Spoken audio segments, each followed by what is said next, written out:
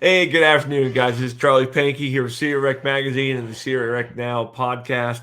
I'm laughing because I just did my complete podcast and I stared at myself on screen and didn't hit the record button. So you guys are getting the after recording now, and I'm gonna try to repeat myself as best I can as we go through the Sierra Rec Now podcast. If you're new to our channel today, something new that we're doing for 2024 is we've committed a 52-week plan of podcasting. We're going to make it into a vlogcast here so people can follow us online.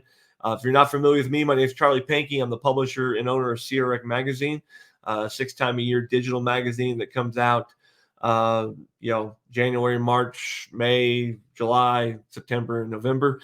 And we cover nothing but Sierra Nevada recreation, and some of the little ancillary trips that basically Sierra Nevada related, hiking, biking, camping, fishing, backpacking, national parks, destinations, vacations, etc. So you'll see that on this channel. We're super excited to have you here today. If you're new to our channel and you like this type of content, I'll be sharing backpacking content, hiking content, destination content. Like and subscribe. I'd love to have you on board. Our digital magazine is sierrarecmagazine.com. We do have a digital subscription that is $18 a year. If you like it, it just allows us to send it directly to your mailbox or email box early. And if you don't want to, you can just come to the website whenever. That's okay to us as well. There's no forced entry on that. Just so you know, if you do decide to become a subscriber, we donate 40% of that subscription back to trail networks in the Sierra. And we try to support the development and clearing of trails. So welcome today. In our podcast, we'll try to keep these, around 17 to 30-minute mark range there. But in our episode today, we're going to be covering a little bit more about Sierra Rec, so you know who we are. We're going to do some updates on the snow. It finally arrived. Yay. We'll give you a brief preview of our magazine, talk about some viral video moments we saw online this week. And then we're going to break down the recreation.gov reservation system with Yosemite this week and how we experienced it, talk about why it's important. And then we'll close the episode today towards the end on a recommendation. I'll always close that, each episode with my recommendation for recreation right now in the mountains, and or a destination or event that you want to go to. So that's how we'll close up today. So we welcome you aboard Sierra Rec Now podcast. Again, it's our first episode, so getting used to the video part. I'm really excited about it. I'm here in my home base in the Carson Valley. It's where we call home for the last 15 years, and I've been hiking in the Sierra since then. But I started Sierra Rec Magazine about 10 years ago. And basically out of some, basic needs. One, I'm a kind of a business person, so I like starting new things. But I came from the newspaper industry, so media is a little bit in my blood. And I was running into all kinds of people just going, man, where are you going? These are beautiful places, the pictures I'm sharing on Facebook, etc. And it was always astonishing me too how many people were 20 minutes away from some of these places they lived here all their life, never seen them. And it started to realize that maybe there's a little bit of need here. There's a little bit of need to share a little bit more details about what's available to me, because it's very natural to me. I grew up in the Cascade Mountains with mom and dad. Being outdoors in the forest and exploring different things was just something we did. We would camp all summer long, literally. My dad was a logger. So exploring back roads, seeing where things went, that's just kind of who I am. And so that's what I've done this year for 15 years, right? My wife kicked me out of the house. That's the wrong word for it. I was actually in a stage of life where my kids didn't need me at home as much, and I was going a little stir crazy. So my wife encouraged me to go enjoy some time in the mountains, and she didn't know I was going to start a magazine, but that's what I did. So I do actually work full-time as a regular job, so this is kind of my part-time gig, but I enjoy it a lot, so that's why the magazine's 6 times a year. I ran into some people in Mammoth that 10 years ago when I started this, they were in town for a week, and I was going down Devil's Post Pile, standing in line for the bus. And so I asked the guy if he'd been up to Yosemite yet. And he goes, no, Yosemite's like 5 hours away. Why would I do that? And he goes, no, you can go Tioga Pass and just see the high country. He had no idea. Matter of fact, he didn't even know about June Lake. And that's when it really clued in to myself that I live in the mountains. I travel and explore. I've been down the Kernville, go to Alaska, and I spend all kinds of time in the mountains. And so it's just kind of an opportunity for me to share my favorite things about the Sierra, what's around the Sierra. Hopefully, if you know you're going to a certain location, you can find some resources here on our website or our blogs and see different places that you can experience hope to inspire you to explore more of the Sierra and just discover some of the beauty around us. So that is who we are and what we do, and we do appreciate you being on here along with us. If you like this type of content, again, hit the subscribe button down below. And then we just have a few sponsors that we have online that we run as a business, and we're super excited. We have a new sponsor this week, Sierra Pines Resort up at Sierra City, coming on board as a partner. Great location for a mountain getaway, especially if you love to fish or if you love in the wintertime to go snowmobiling. Sierra City is a great destination, and the owners there would love to have you on board. So we're glad to have them on board here. So, all right. So updates in the Sierra. Let's talk about the Sierra. Guess what happened this week? The snow came. Yes, we have snow in the Sierra. We're so excited about the snow finally being here. Even got snow down in the Carson Valley. It's still in my front yard. It's a white grass, and we love the snow. The ski resorts are ecstatic. They're finally got more of their runs open. I think a lot of them have their entire mountains open now, which is really great. Looks like in the Tahoe area, somewhere between 2 and 4 feet of snow has fallen at the base depths to this point. And even in the last 24 hours, Homewood and Soda Springs are reporting some snow based on the open snow report that I can see. I am not a skier. Stopped skiing in college, actually, just a little bit. Just found the sport wasn't something that I really cared about. Is a little bit too fast for me and way too expensive. So I took up snowshoeing. I've cross country skied a little bit. I do spend plenty of time in outdoor recreation, so we'll cover snow a lot on this channel. But I do have a lot of friends that ski and snowboard and enjoy it a lot, and they've told me the skiing has been great. They've really enjoyed the time on the mountain. Of course, the new powder this weekend, they were all excited to go out and try and spend some time with their kids in the mountains. So all positive reports. I haven't heard anything negative about parking situations this year, although I'm sure they're still dealing with it. Maybe the social media has curbed down a little bit. But there is that reservation system in the parking lots too. Maybe that's helped for everybody's traffic patterns, et cetera, on that. So super excited. Glad snow's here. We obviously need it, but I'll be going out this Saturday to do some snowshoeing. And I actually have not experienced the new snow yet because I've been writing a magazine.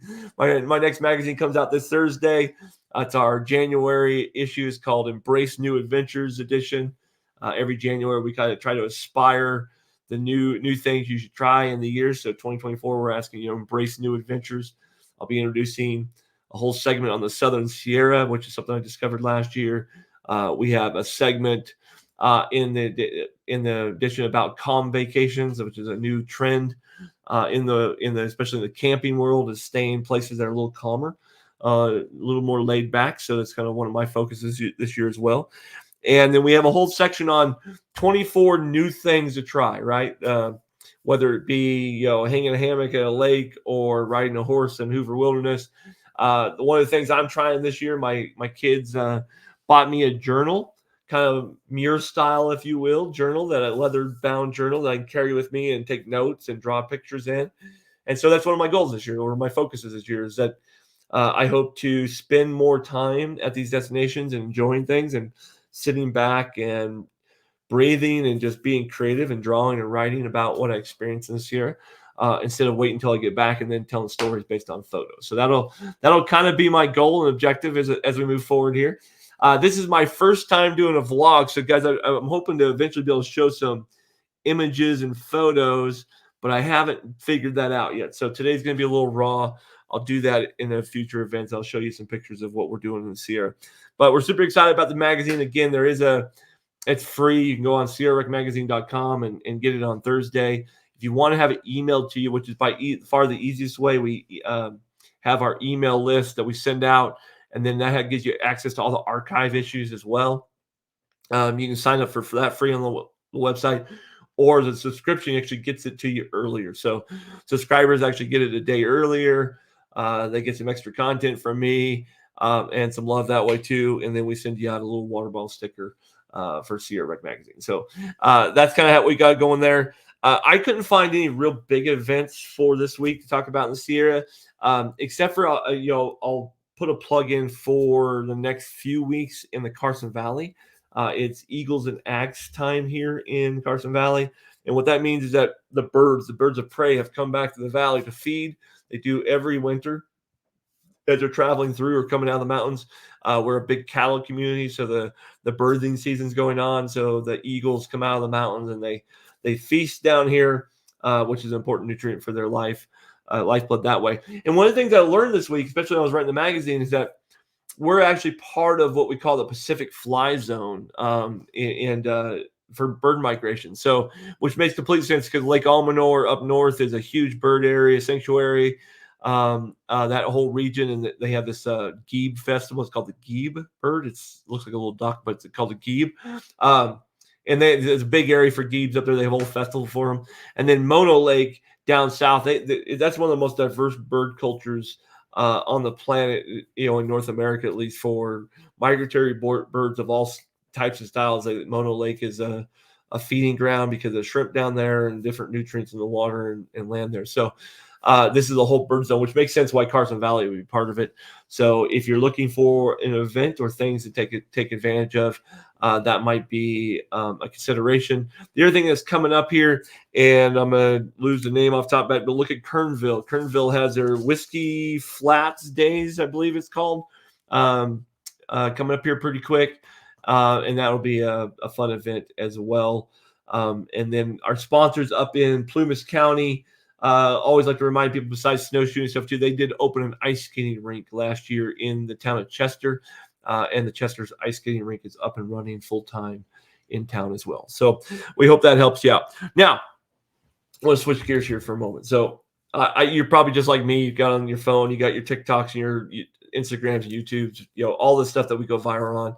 Watch way too much video, but a couple of viral videos that got my attention this week. I want to throw them out to you. One, there's an icy road situation in Lake Tahoe where there's this hill. It's just solid ice, and just cars keep coming down and pile up. Now, I know I shouldn't laugh at that. It's horrible. Did go viral this week because even a police car does it, right?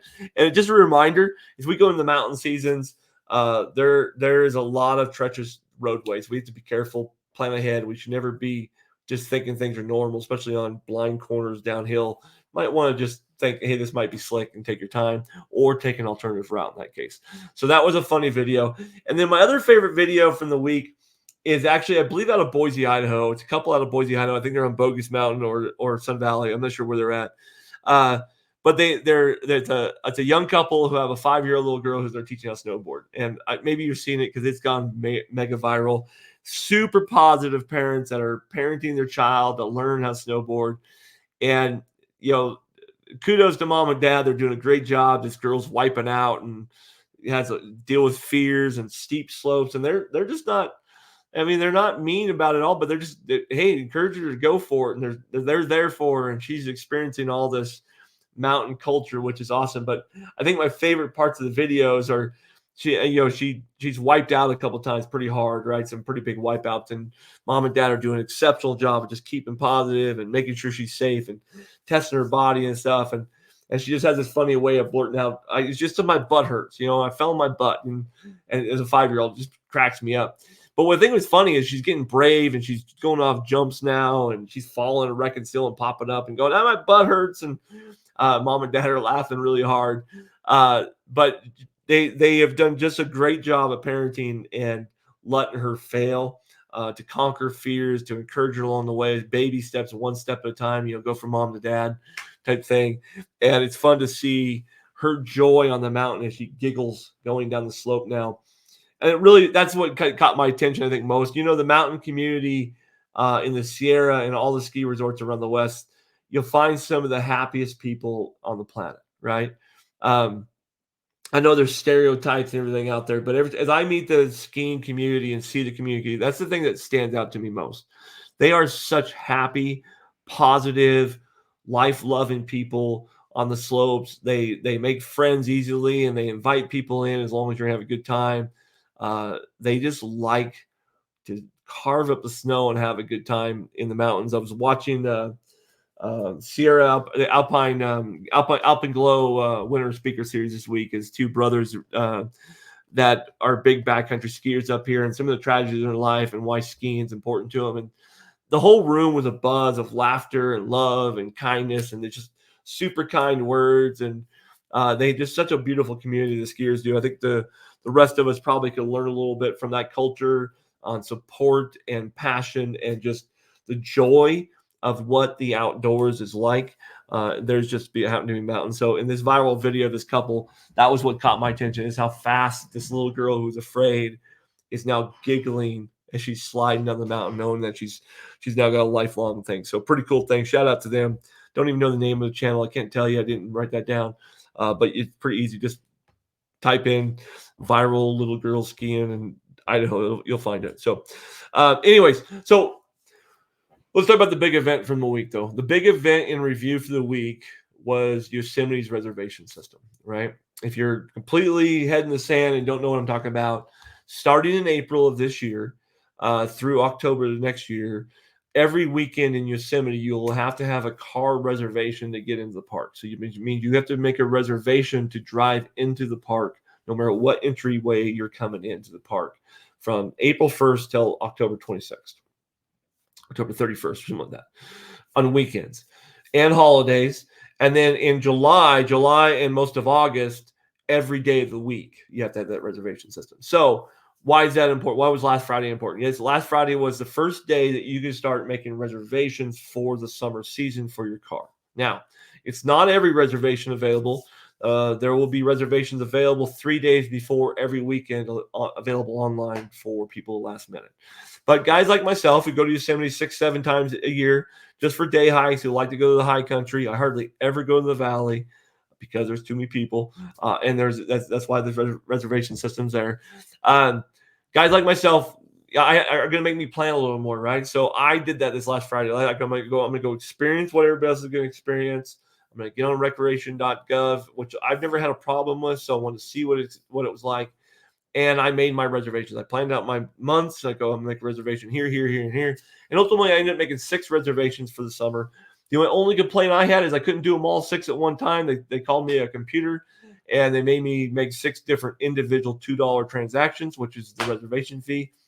And so be it. That's what I had to do. But I got 6. I got denied 1 in September. I was on there and said, sorry, there's no more available. So they do go sell out.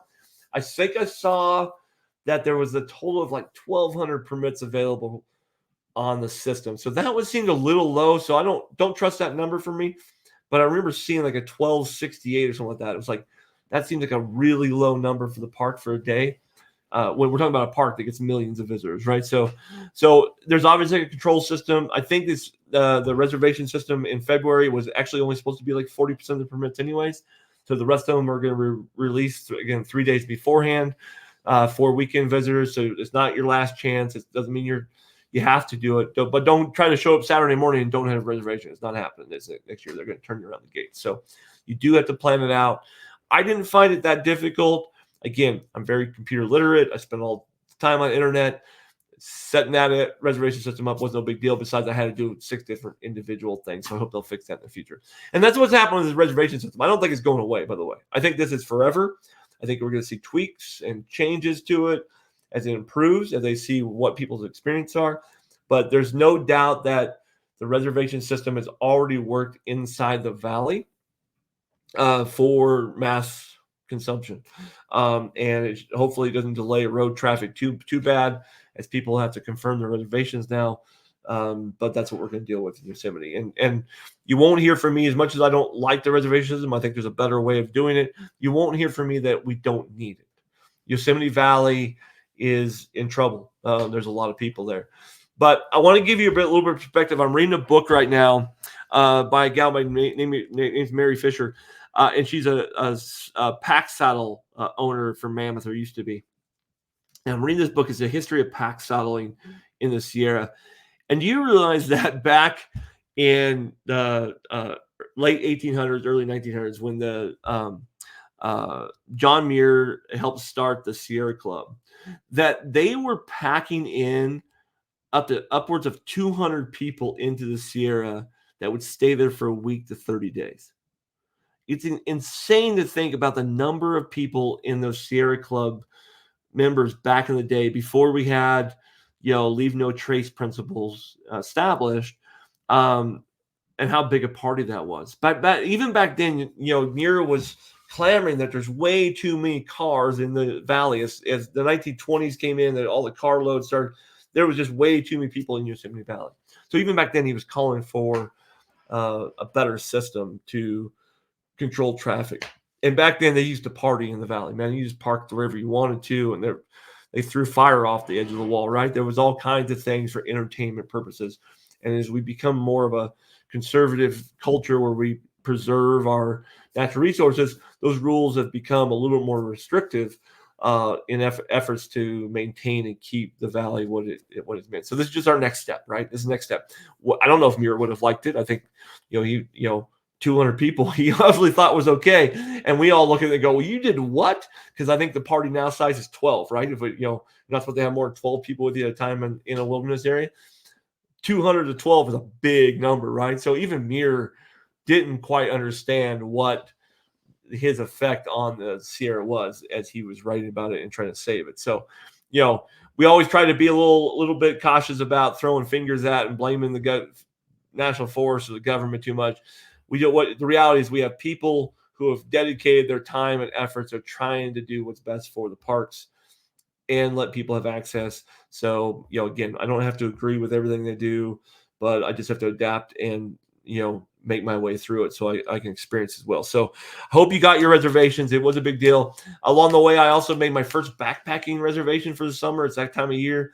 I'm going to go back to Sequoia National Park and go backpacking there for the first time in my life.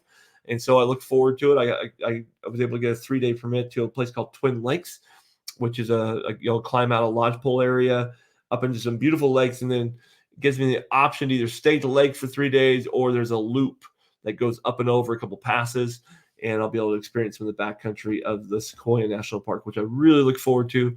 I had a ball there the one day I was able to visit with my wife this last summer in the big trees. And then I have my buddy Tom, you'll hear a lot about on my show. May even join us in the future. He's never been, so he's hoping to go back, and he's hoping some cloudy weather come in because he hates the heat. But and he wants to see the trees and the clouds. So that'll be a fun trip. Looking forward to that late June, as long as we don't have a big snowpack like last year, which does not look like we're going to do. So, all right. So to end up our show today, I promise I keep this in line here, looking at 22 minutes. So let me go ahead and share my Sierra Rec Now tip of the week for recreation. And so I'm going to leave you in national parks, but I'm going to take you all the way north to Lassen Volcanic National Park. My favorite place to snowshoe. I snowshoe as much as I possibly can in the winter, and I love making new trails and not following people around.